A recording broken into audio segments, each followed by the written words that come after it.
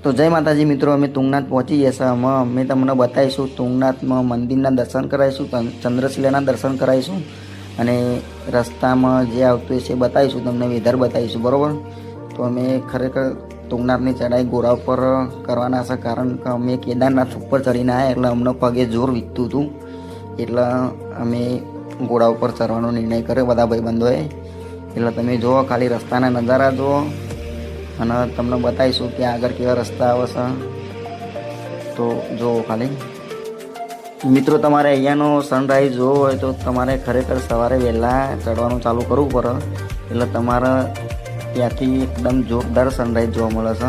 આમ ખરેખર તમે ક્યાંય જોયો નહીં હોય એવો સનરાઈઝ જોવા મળે છે.